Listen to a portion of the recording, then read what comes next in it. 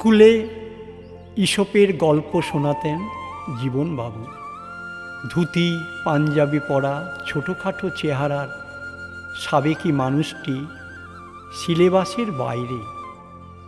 প্রায়শই শোনাতেন দেশ বিদেশের গল্প।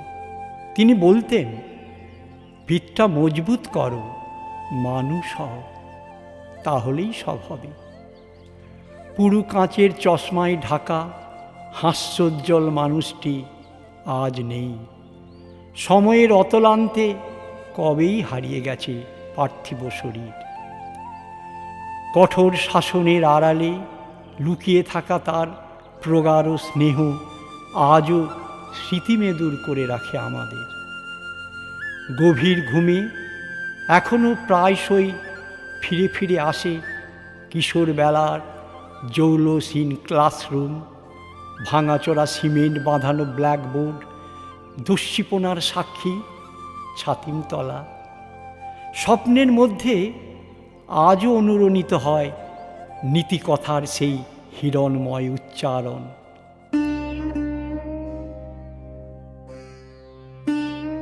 বদলে যাওয়া সময়ে নীতি আদর্শের কথামালাকে সযত্নে পাশ কাটিয়ে জেট গতিতে এগিয়ে চলেছে .com জীবন।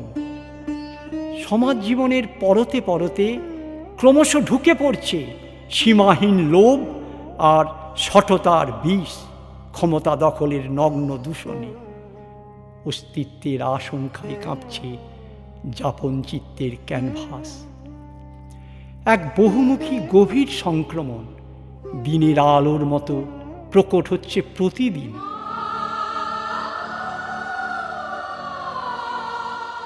যুগে যুগে শুভবুদ্ধির মানুষই অন্যায়ের বিরুদ্ধে প্রতিবাদ করে, প্রতিরোধ করে, প্রয়োজনে রক্ত দিয়ে আগলে রাখতে চায় সম্ভ্রান্ত অর্জন, মহান উত্তরাধিকার। কীর্তি গড়া মানবিক মুখী চিরজীবী হয়, চন্দন সুরভি হয়ে মিশে থাকে সময় প্রবাহে। জীবন স্যারেরা চলে যান, সভ্যতার যাত্রাপথে থেকে যায় অবিনাশী স্বপ্ন বীজ। তাদের পাঠদান কখনো মিথ্যে হয় না।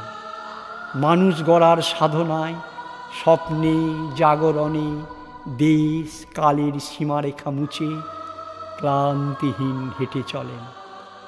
বিশ্বপল্লীর সমস্ত ব্ল্যাকবোর্ডে মূর্ত করেন অমৃত মানুষের স্বপ্ন, আলোর কথামালা।